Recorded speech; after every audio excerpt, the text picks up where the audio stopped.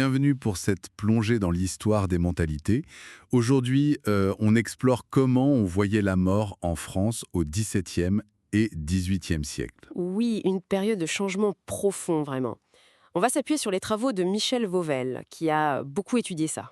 Et il s'est basé sur quoi concrètement? Quelles sources? Ah bah des sources incroyablement variées. Les testaments, évidemment, c'est la base, Oui, mais aussi les registres des paroisses, les journaux plus personnels, ces fameux livres de raison. ah oui, c'est chronique familiale. Exactement. Et puis les mémoires, la littérature religieuse, le pensez-y bien, tout ça, et même l'iconographie, les images des églises. D'accord.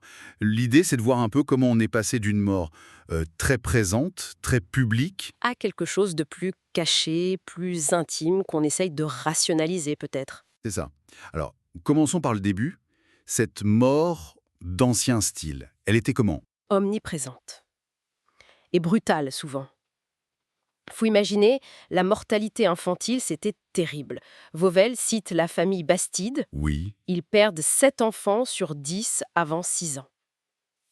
C'est... c'est énorme. Ah oui, quand même.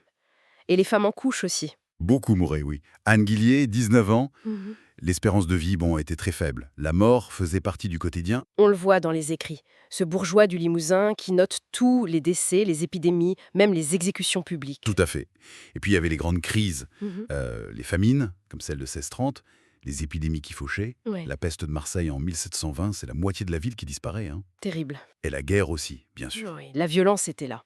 Alors face à ça, les réactions n'étaient pas uniformes. C'est-à-dire, On trouve une sorte de stoïcisme chez certains, presque une froideur comme La Fontaine, ou ce chancelier de Sillery qui apprend la mort de sa femme et continue sa réunion. incroyable. Mais à l'inverse, on avait aussi une vraie terreur, hein. Madame de Sablé, par exemple, était obsédée par l'idée de mourir. D'accord.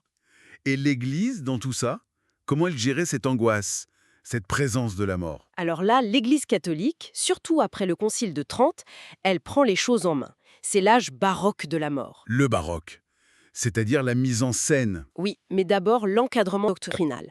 On insiste énormément sur la préparation à la mort. L'art maurienne dit l'art de bien mourir. avec des livres comme Pensez-y bien. Exactement, des guides pratiques en quelque sorte. Et puis, la doctrine du purgatoire devient centrale.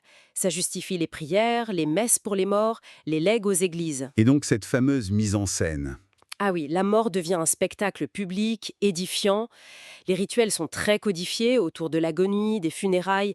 Pensez à la mort d'Anne d'Autriche, c'est un vrai cérémonial. Les pompes funèbres grandioses, les oraisons de Bossuet. Voilà, c'est une façon de socialiser la mort, de la rendre moins effrayante en l'intégrant dans un collectif très fort, très visible. Mais ce modèle, très contrôlé, très spectaculaire, ça n'a pas dû plaire à tout le monde. Effectivement, il y a eu des résistances, des critiques. Les jansénistes, par exemple, prenaient plus d'austérité. Les protestants refusaient tout ce faste catholique. Et les esprits plus critiques, les libertins. Eux, ils affichaient un certain scepticisme, comme Saint-Évremont. Et même chez l'honnête homme du XVIIe, on sent une certaine ironie face aux excès, chez La Fontaine encore ou Bussy-Rabutin. Et puis arrive le XVIIIe siècle, les Lumières. Là, la critique devient plus frontale, j'imagine. Oui, clairement. Les philosophes voient la mort comme un obstacle au bonheur ici-bas, Diderot attaque les terreurs de l'enfer, la Métrie dit qu'il ne faut pas avoir peur. Voltaire se moque des rituels. Tout à fait. On cherche des alternatives. Le matérialisme, par exemple, chez Dolbach ou Diderot.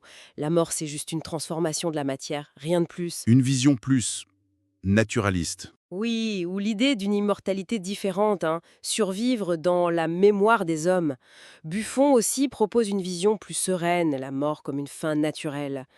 Et on voit même des utopies, comme chez Mercier, qui imagine une mort apaisée sans angoisse religieuse. Et est-ce que ça change concrètement les choses à la fin du siècle, avant la Révolution? On observe des évolutions, oui.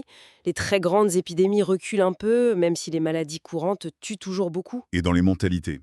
Le deuil devient peut-être plus intime. Moins d'ostentation dans les funérailles. On supporte moins le spectacle de la souffrance, comme les supplices publics. Et Vauvel note un recul des demandes de prière à la Vierge et aux saints dans les testaments. C'est un signe. Mais c'est intéressant, parce qu'en essayant de rationaliser, on dirait que de nouvelles peurs apparaissent. C'est tout le paradoxe, justement. Il y a une fascination un peu morbide qui se développe dans la littérature noire. Restif de la Bretonne? Oui.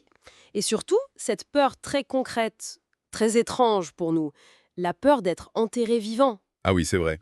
C'est mentionné dans l'encyclopédie Froid. Absolument. Ça montre bien une nouvelle forme d'angoisse face à la mort physique. Et la Révolution française, elle vient tout bousculer là-dedans. Elle agit comme un révélateur, un accélérateur. Le choc de la terreur, évidemment. Vive la mort, criaient certains. Et puis les grands débats sur l'immortalité de l'âme. Robespierre qui la défend. Contre Fouché ou Chaumette qui prônent le sommeil éternel. On essaye de créer de nouveaux rituels laïques, mais ça prend mal. La disparition des anciens rites laisse un vide, un malaise. Donc, si on résume ces 2 siècles, On part d'une mort très encadrée, très publique, presque apprivoisée par le baroque. pour arriver à une mort que les Lumières essayent de rendre plus rationnelle, plus discrète, Et qui au final, à l'aube du 19e, devient plus intime, plus médicalisée peut-être, mais toujours source d'angoisse d'une certaine manière. le questionnement demeure. Exactement. Et la question que Vauvel laisse en suspens, c'est qu'est-ce qui a vraiment changé les choses? L'évolution lente des mentalités, les idées nouvelles, ou les conditions matérielles, la démographie? Une question qui résonne encore aujourd'hui, finalement, dans notre propre rapport à la finitude. Tout à fait. Ça nous interroge sur notre propre manière, souvent fuyante, d'aborder la mort.